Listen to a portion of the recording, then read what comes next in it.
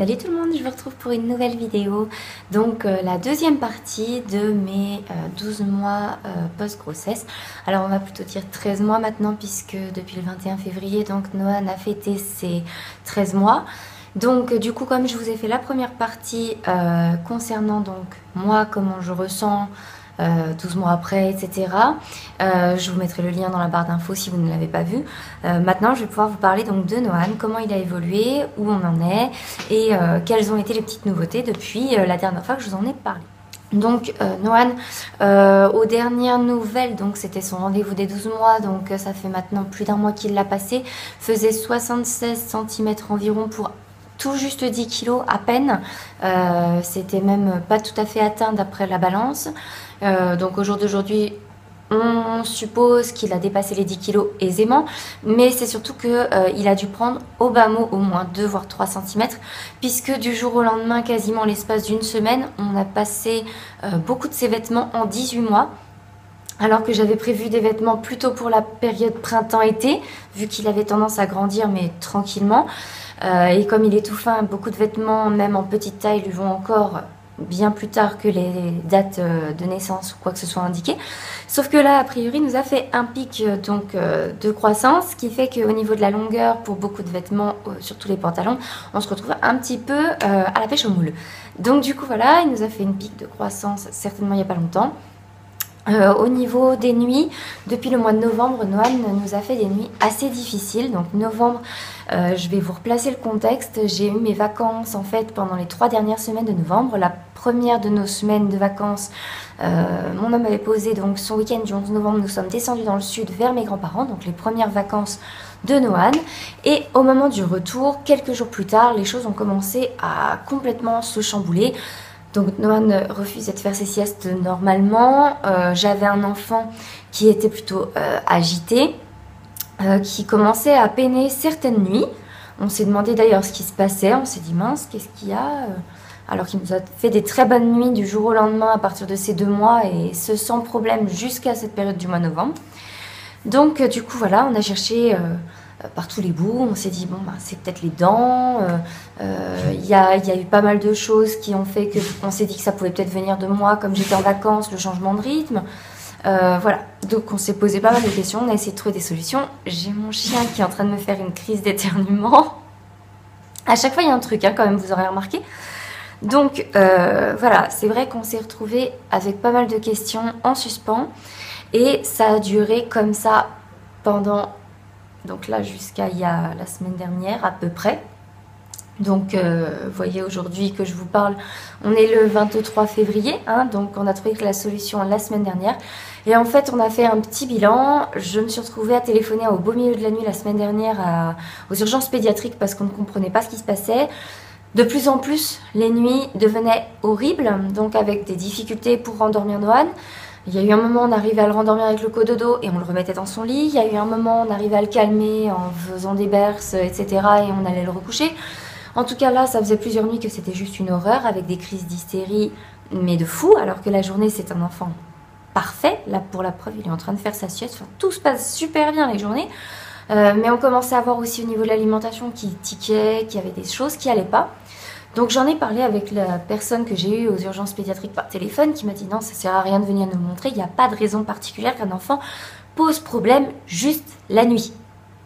J'ai dit bah c'est bien ma veine. Donc là, je vous le cache pas, je me suis écroulée au téléphone, quoi, j'en pouvais plus, on était épuisés. Moi j'ai une fatigue monstre sur les épaules avec mon traitement, le rythme, etc. Tout additionné, je fais une fatigue que je n'arrive pas à en sortir et j'arrive pas à me reposer les journées, donc forcément j'en accumule encore plus. Et donc de ce fait, on s'est retrouvé avec cette interne qui me dit mais vous avez un animal à la maison ou des animaux? Je dis bah oui, on a un chien. Elle me dit vous le faites suivre votre chien? Donc je lui dis oui, il est traité, il a son vermifuge tous les 3 mois, etc. Et là j'ai eu un flash mais en mémoire qui m'est revenu, mais de la folie hein. Je me suis souvenu que quand on est rentré de vacances, il avait quelques puces et des vers. Donc on avait dû le vermifuger plus tôt que la date prévue initialement. Et on n'a pas du tout songé une minute qu'il aurait pu contaminer Noan. Sauf que, ben, misère à nous, c'est que tous les symptômes en fait qu'on a accumulés depuis le mois de novembre correspondent à ça. Donc on a fait faire des analyses, etc. A priori, ça n'a pas été confirmé par les analyses, mais étonnamment, depuis qu'on l'a fait vermifuger, eh ben, on a retrouvé des nuits sereines. Hein. Sur l'espace d'une semaine, on n'a eu qu'une seule nuit où ça a été la catastrophe, mais monsieur n'avait pas assez mangé la veille, donc il avait trop la dalle, et il a fallu lui faire un biberon. Donc voilà, clairement, ça c'est le gros en fait de ce dernier trimestre, de ce qui s'est passé, parce que sinon en dehors de ça, Noan est un enfant très éveillé, qui nous a fait, donc quand on est parti chez mes grands-parents en vacances, il s'est mis à nous faire le quatre pattes et à prendre énormément confiance en lui. Depuis ce jour, il essaye de se mettre debout tout le temps, partout, il s'accroche, etc. Il a compris comment marcher, donc dès qu'il est cramponné à nous, il n'y a pas de problème, il marche. Il ne s'est pas encore lancé tout seul. Noan est un enfant, quand il n'a pas confiance en lui, en ses capacités à le faire bien, il ne le fera pas. Donc on le laisse faire. Quand il veut nous tenir les mains pour marcher, on l'accompagne, on ne le force jamais. C'est pas dans notre but. En tout cas, c'est un enfant qui est demandeur de câlins, qui à ces moments où il sait très bien jouer tout seul. Il a un caractère qui est assez souple, même s'il commence à se montrer, voilà, à faire ses petites crises, quoi, comme tous les enfants, genre à table, je balance le jouet qu'on m'a donné dans les mains. D'ailleurs, il m'en a cassé un à midi, je suis un peu dégoûtée. Mais voilà, il a encore ces petits passages à vide au niveau de l'alimentation également en ce moment. On arrive à le faire manger, mais moins aisément qu'à une époque. Mais bon, ça, a priori, entre 12 et 16 mois, c'est normal. Il y a un refus de l'alimentation qui est connu. Et en même temps, quand on lui propose des choses à manger à la main, ça le tente moyen. Enfin, voilà. En gros, il mange bien ce qu'il veut, et puis advienne que peu, s'il a faim, il a faim, s'il a plus faim, eh ben, on s'arrête. Noan a une facilité à renvoyer si ça lui convient pas. Donc ça c'est génial. Maxime l'autre soir a essayé de lui donner son biberon à la petite cuillère parce que monsieur ne voulait pas le boire en fait à la goulée. Donc du coup, il lui a donné à la petite cuillère, sauf que ça lui a pas plu, hein, donc il lui a vomi dessus. Ça c'est Noan, hein, il fait ça tout le temps quand ça lui plaît pas. Sinon, en dehors de ça, Noan, comme je vous disais, c'est un enfant très sociable, on n'a aucun problème. Quand on va chez les autres, c'est pareil, il s'adapte très bien. Il est tout le temps tout sourire, il est gentil. On peut se déplacer, on peut aller au resto, on peut faire ce qu'on veut finalement. À part ces histoires de ces nuits qui ont été catastrophiques et puis de l'alimentation qui est un petit peu... un jour j'ai super faim, je vais bien manger, un jour je vais t'envoyer bouler tout ce que tu me donnes. Mais sinon, en dehors de ça, c'est un enfant vraiment, on n'a pas à se plaindre. Il pleure quasiment jamais.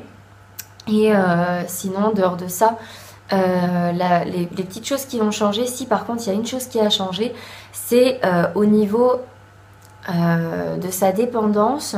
C'est-à-dire qu'il y a des jours, il va être hyper dépendant, hyper demandeur, et des jours où il va se débrouiller par lui-même sans souci. On n'aura pas besoin de faire grand-chose pour l'occuper parce qu'il va trouver moyen de s'occuper tout seul.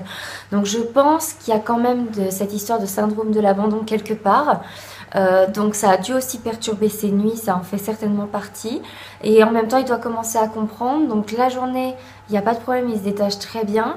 Mais par moment, il peut y avoir des passages où ça va être je demande les bras, les bras, les bras, je vais faire mes petits yeux pleureux parce que tu ne veux pas me prendre dans tes bras.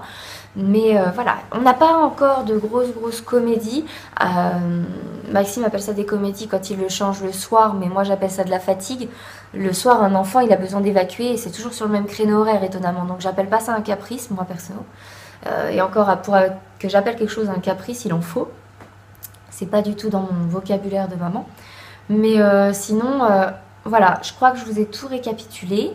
Au niveau de son alimentation, il y a ça qui est hyper nouveau, c'est ça.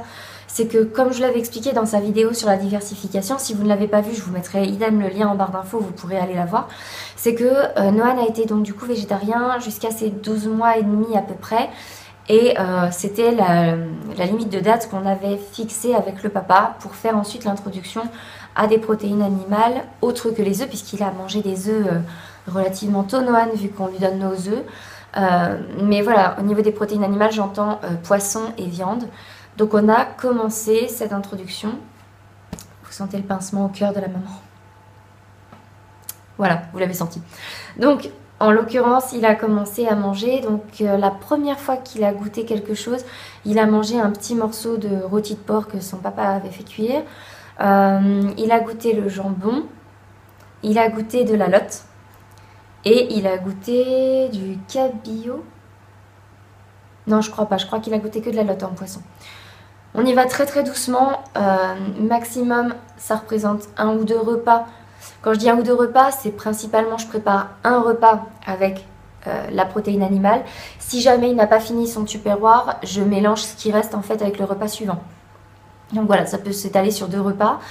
Voilà, c'est un choix. Je ne voulais pas qu'il en mange tout le temps. C'est juste une découverte. Je préfère que ce soit 1 voire 2 fois, comme je disais, par semaine. Le reste du temps, il a tout ce qu'il faut dans son alimentation. Il n'a jamais manqué de rien. Aucun médecin ne l'a trouvé en mauvaise forme, ni carencé, ni quoi que ce soit. Il ne manque de rien. Donc je ne vois pas l'intérêt, mais vraiment pas du tout l'intérêt qu'il en mange plus.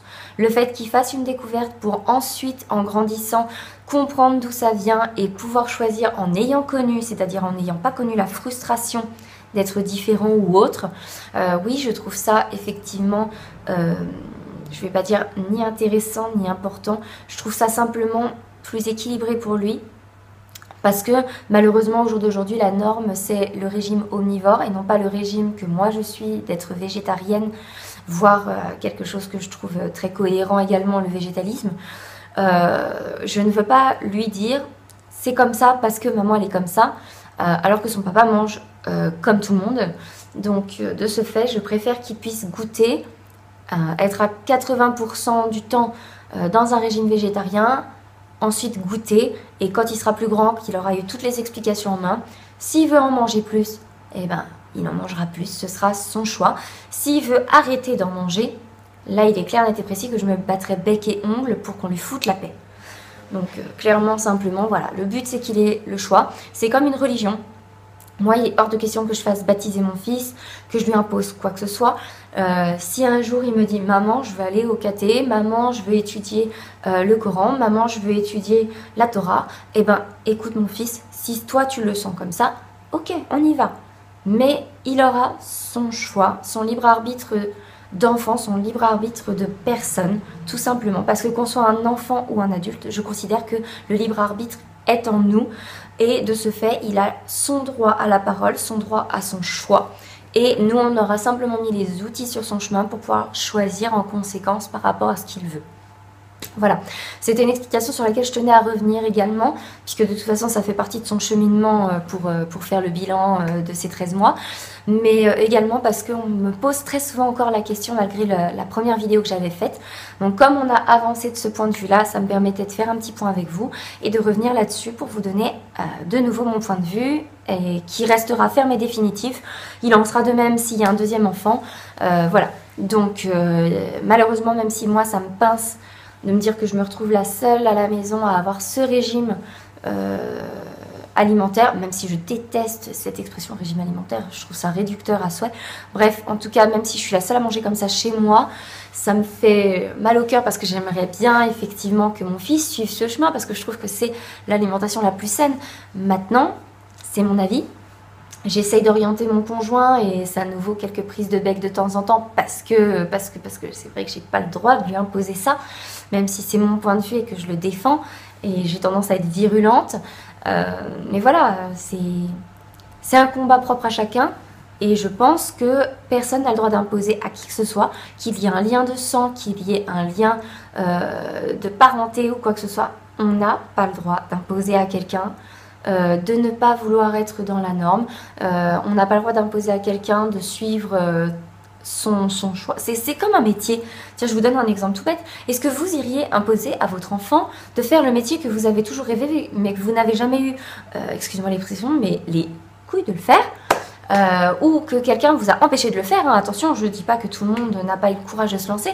Il y a parfois des parents qui ont fait ça avec vous, de vous imposer quelque chose et que vous n'avez pas au fond de vous du tout l'envie d'exercer cette profession, mais vous avez suivi ce qu'on vous a demandé de faire.